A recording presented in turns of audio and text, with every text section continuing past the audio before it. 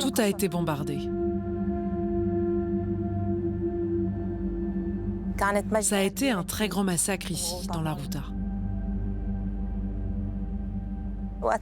Depuis que le régime criminel est parti, les gens commencent à revenir. Ils peuvent respirer, parler. Avant, si le régime entendait quelqu'un donner son opinion, il le faisait disparaître. La moitié de la Syrie a disparu. Toutes les familles syriennes cherchent leurs enfants. Comme des millions de Syriens, Malak Odeh a payé cher son opposition à la dictature des Assad. Sa maison a été rasée. Elle vit aujourd'hui chez sa sœur, dans des conditions précaires.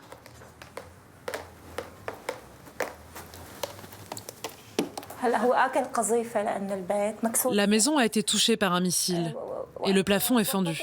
Ça a été mal réparé et quand il pleut, l'eau coule à l'intérieur. Pour son soutien à la révolution, cette ancienne physiothérapeute a été emprisonnée 2 fois. Ma mâchoire a été fracturée pendant une séance de torture. Ils m'ont aussi donné des coups de pied dans le dos. Ça m'a cassé le bassin. Ça, c'était la première fois que j'ai été arrêtée. À cause du choc, de petites taches sont apparues sur ma peau. Au début, je n'ai pas fait attention et puis ça a grandi. Quand je suis sortie de prison, le médecin m'a dit que c'était dû à un choc psychologique, à cause de la terreur. En plus de ses blessures, Malak porte une plaie plus profonde encore, celle d'un deuil impossible.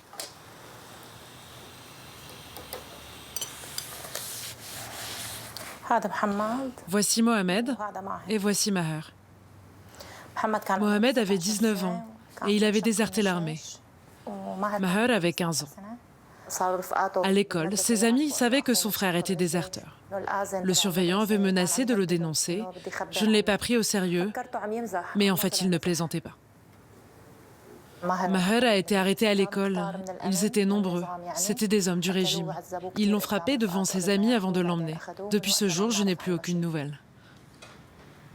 Malak a cherché ses enfants partout, en vain. Craignant d'être de nouveau détenue, elle a fini par s'exiler en Turquie. Entre 2011 et 2024, les services de renseignement arrêtent des centaines de milliers de Syriens. Souvent enfermés dans les prisons du régime, comme celle de Sednaya, surnommée l'abattoir humain, la majorité sont morts sous la torture. En décembre 2024, quand les rebelles du groupe HTS s'emparent du pouvoir, leur premier geste est d'ouvrir les cellules. À l'intérieur, ils filment l'horreur, des femmes et des enfants.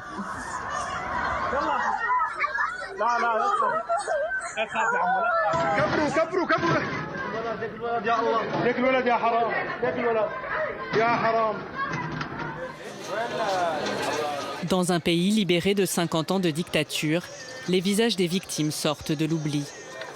Et avec eux, l'un des secrets les mieux gardés de Syrie.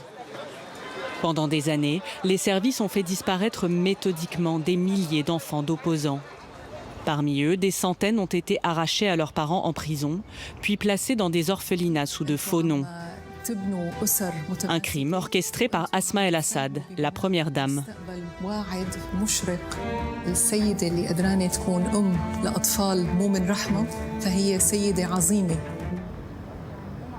Aujourd'hui, on ignore toujours le sort de ces enfants. Après 8 ans d'exil, Malak est de retour en Syrie avec une mission, les retrouver. Le vrai travail commence maintenant. On doit rester debout 24 heures sur 24 pour découvrir la vérité. Peut-être que les détenus, maintenant que les prisons ont été ouvertes, on peut estimer qu'ils sont morts. On n'a plus beaucoup d'espoir pour eux. Mais les enfants sont encore là, quelque part, et nous allons les chercher. Nous allons travailler jusqu'à ce qu'on les retrouve. Malak fait partie d'une commission du nouveau pouvoir qui enquête sur les orphelinats impliqués dans les disparitions, comme celui-ci au cœur de Damas.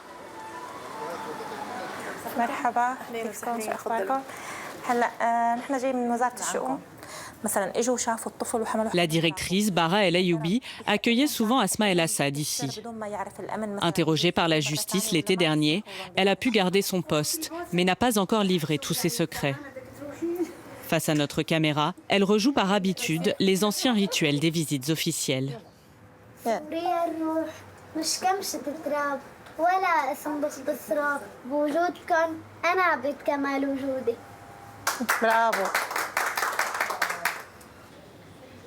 Durant la guerre, une centaine d'enfants arrachés à leurs parents en prison ont été placés ici par les renseignements.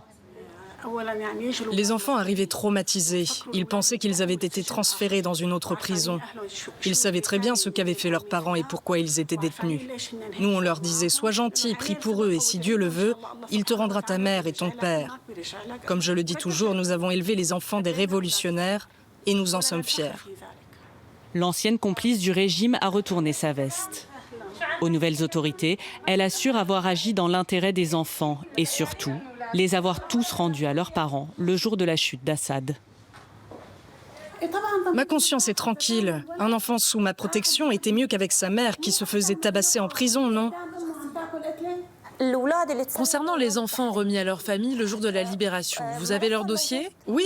Leur nom? Oui. Les noms de famille? Je les ai rendus. Ils ont tous été remis à leur famille, vraiment tous? Tous. Aucun n'est resté sans qu'on vienne le chercher, par exemple. Qu'est-ce que j'en aurais fait? Alors je voudrais consulter vos dossiers, s'il vous plaît.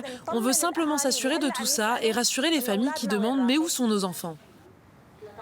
La directrice refusera finalement de remettre ses dossiers, prétextant qu'il lui faut un mandat officiel.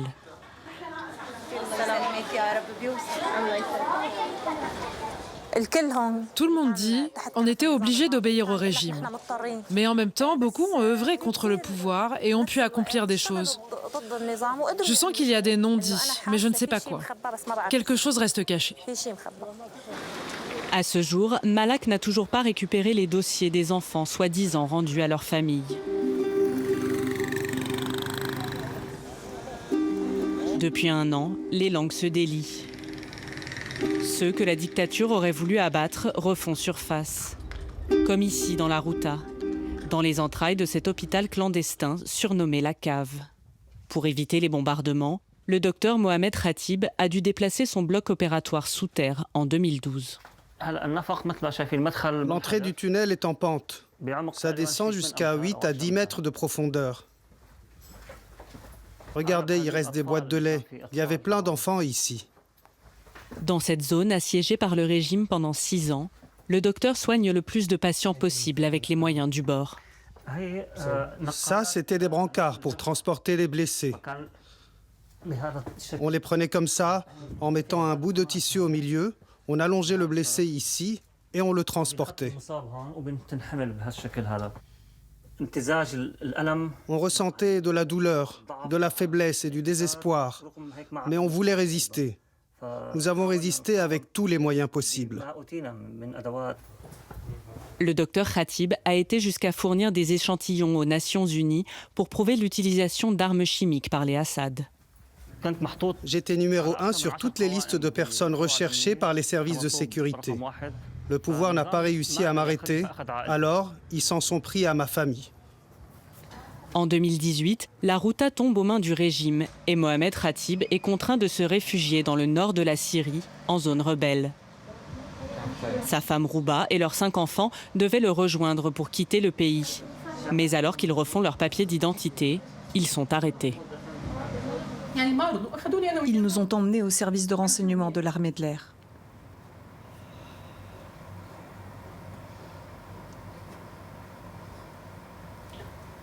L'enquêteur m'a posé des questions sur mon mari. Il me disait « c'est un terroriste, il travaille dans les hôpitaux ». Puis il m'a dit « habille les enfants ». Je lui ai demandé « où allez-vous les emmener ?» Il m'a répondu « ça ne te regarde plus ». Elle a été petite, elle t'était encore. Je ne sais pas comment te décrire, comme si on m'arrachait un morceau de mon cœur. Et je ne savais pas où ils allaient.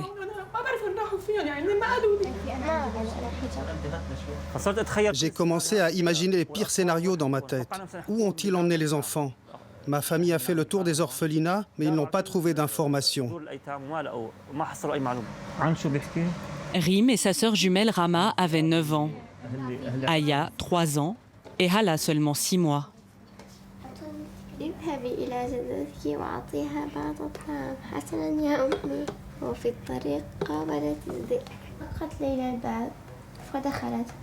Dans le plus grand secret, elles sont enfermées dans un orphelinat. Entourées d'enfants, elles croient d'abord à un jeu.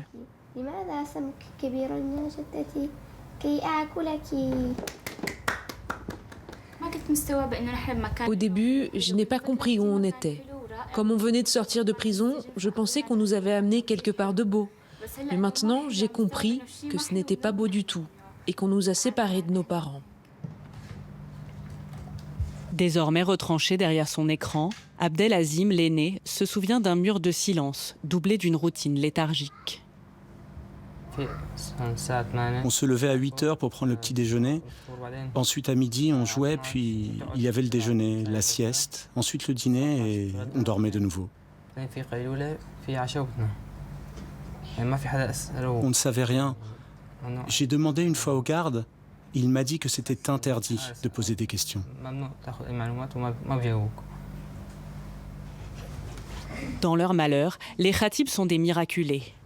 Moyennant une rançon de plusieurs milliers de dollars, le père réussit à faire libérer sa femme. Mais quand Rouba retrouve les enfants, sa fille de 5 ans ne la reconnaît pas et les aînés sont comme lobotomisés. Ils étaient encore petits et ça n'a duré que 3 mois. Mais ils ont été très affectés. Je pense qu'ils voulaient les rééduquer, les façonner à leur manière. Beaucoup d'enfants, leurs mères ne sont jamais sorties de prison. Ils les ont pris pour eux.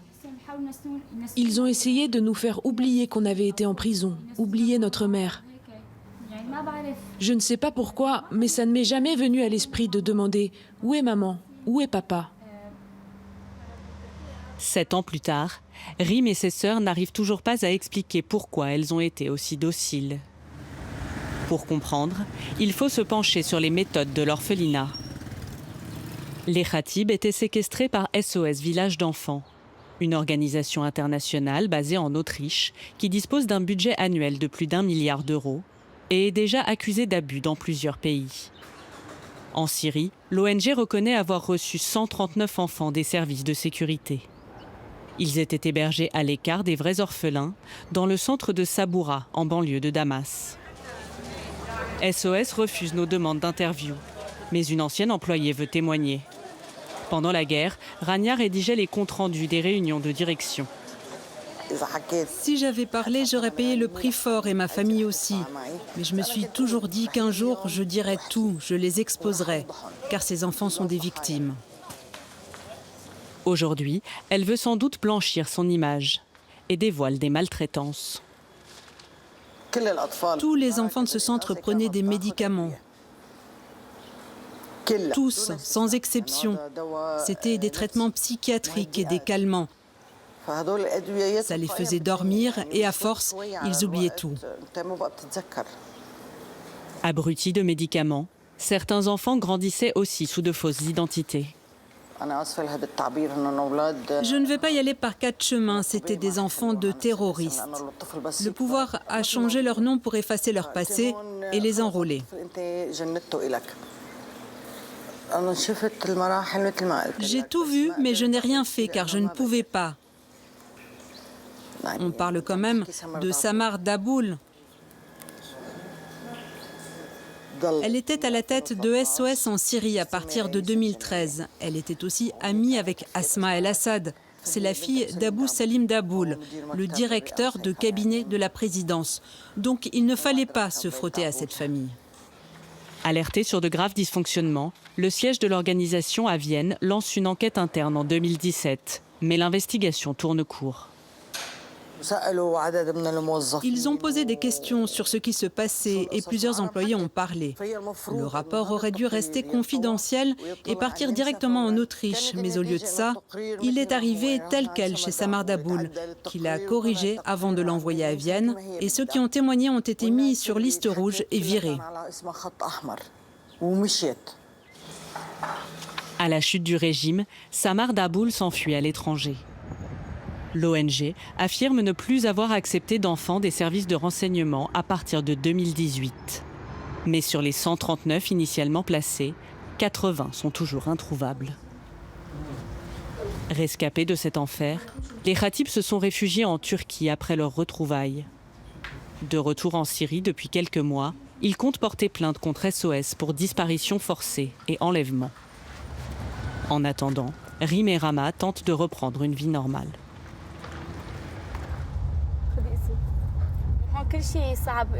Là-bas, on avait tout ce qu'il nous fallait, alors qu'ici, beaucoup de choses ne marchent pas.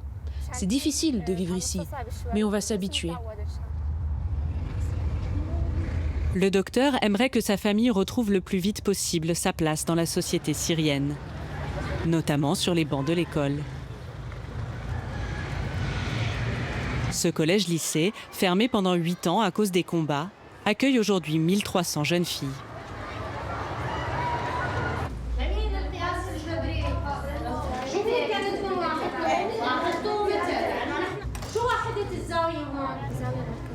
Les jumelles, habituées à étudier en turc, renouent avec la langue arabe, en espérant marcher dans les pas de leur père. Je veux devenir médecin.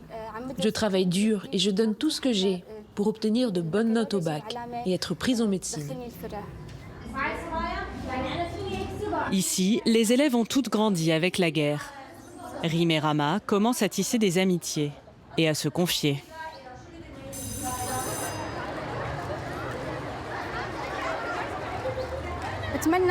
Je voudrais bien oublier tout ce qui nous est arrivé. Quand j'y pense, ça me donne envie de pleurer. Les filles sont vraiment sympas, on s'est fait de bonnes copines. Elles ont été très surprises au début, mais je pense que c'est important de leur raconter pour qu'elles comprennent. Ces épreuves nous ont donné de la force. On a vécu des choses terribles et maintenant j'ai l'impression qu'on pourra faire face à tout, parce qu'on a déjà vécu le pire.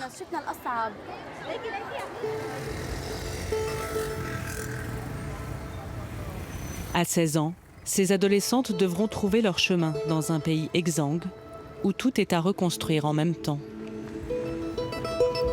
Face à l'ampleur des défis du quotidien, la soif de justice n'est pas toujours prioritaire et se heurte à des budgets limités par les sanctions internationales. Au 11e étage du ministère des Affaires sociales qui héberge la commission d'enquête, Malak et son collègue Samer travaillent avec des moyens dérisoires. Les dossiers qui sont par terre sont enregistrés. Il faut éviter de les mettre par terre à cause de l'humidité. La commission épluche des kilos d'archives papier que l'administration Assad a abandonnés derrière elle dans la débâcle. Comme ces documents des services que recevaient des organisations comme SOS. Là, c'est un document secret. Les enfants y sont consignés et il est écrit de ne divulguer aucune information les concernant. Voilà la catastrophe, le crime. Les enquêteurs ont aussi des albums photos saisis dans les orphelinats.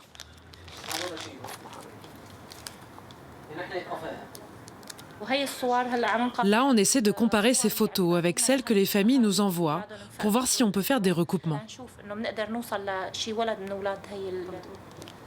Ils se ressemblent, comme s'ils étaient frères. La commission recherche des centaines d'enfants à travers tout le pays. Un travail vertigineux que Malak et ses collègues font bénévolement et sans même un ordinateur. En 6 mois, ils ont tout de même placé en détention plusieurs anciens ministres et commencent à voir se dégager des scénarios. J'ai découvert plusieurs enfants enrôlés dans l'armée ou avec des milices comme le Hezbollah. Et il y a quelque chose d'autre. Il y a eu des contrats de placement. Par exemple, une famille qui n'arrive pas à avoir d'enfants, via un contrat de placement, on peut leur donner un enfant. La plupart du temps, c'était des filles. Pourquoi? Parce qu'elles ont été utilisées de manière, vous voyez ce que je veux dire, pas très morale. L'enquêteur soupçonne des réseaux de prostitution, de mendicité, de trafic d'organes et des transferts à l'étranger, notamment en Russie. Quand je travaille sur ces dossiers, je me dis que je dois persévérer, jusqu'à ce que je les retrouve, comme si je cherchais mon propre fils. Pourtant, elle se doute que son fils n'est pas dans ces dossiers. Car parmi les milliers de mineurs disparus, beaucoup, en particulier les plus âgés, ne sont jamais passés par les orphelinats. Pour retrouver leurs traces, il faut se tourner vers les centres de détention juvénile, comme Khaled Ben Walid en banlieue de Damas. Aucune caméra n'était jamais entrée ici. À la chute du régime, les détenus se sont enfuis. Mais depuis quelques mois, des garçons de 12 à 18 ans y sont de nouveau incarcérés. Quand ils arrivent, ils ont les cheveux longs, donc on les coupe pour éviter les poux. Wadia Shehadeh travaille ici depuis 2014. Elle a vu défiler des centaines de mineurs accusés de divers crimes et délits. Parmi eux, de nombreux enfants d'opposants. Je me souviens d'un enfant qui m'avait dit que lui et toute sa famille avaient été arrêtés à un barrage. Il avait d'abord été au commissariat, puis est arrivé chez nous. Ces mineurs étaient considérés par l'ancien régime comme terroristes. Le gardien se souvient très bien des chefs d'accusation peu convaincants. Financement du terrorisme, participation à une manifestation, graffiti sur les murs. Au final, ce ne sont que des enfants. Ils n'allaient pas porter des armes. Peut-être qu'ils ont avoué sous pression ou été accusés à tort. Ils étaient peut-être innocents.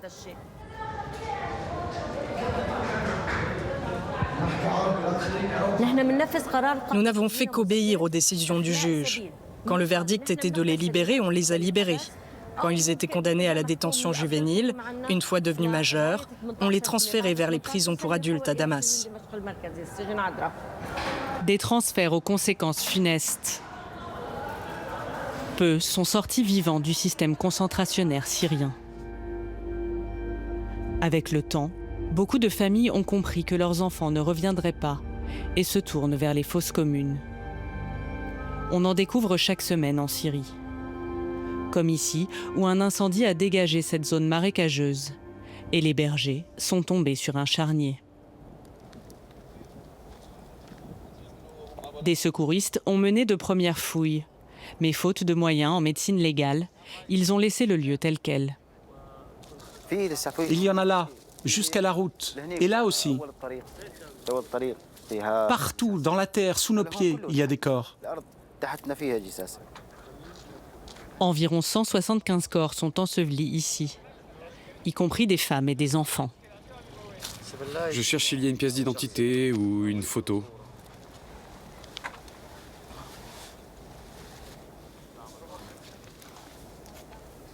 On dirait qu'il a 10-12 ans, non? Regarde, le pantalon est petit. Même pas 12 ans, on dirait.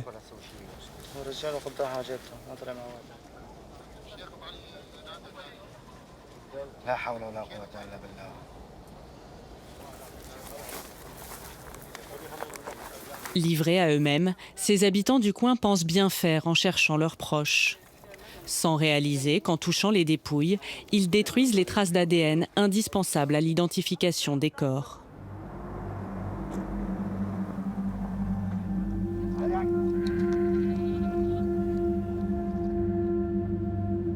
À quelques kilomètres, Malak se recueille sur les vestiges de sa vie d'avant.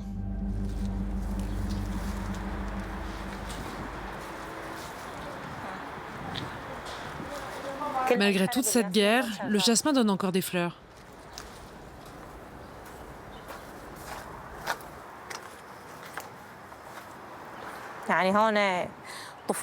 C'est ici que mes enfants ont vécu leur enfance, que je les ai élevés. J'ai habité 20 ans dans cette maison. 20 ans partis comme ça, dans la poussière.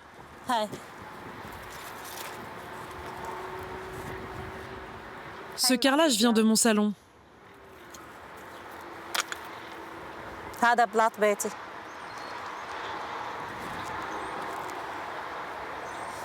Imagine que tu ne retrouves même pas une dalle de ta maison.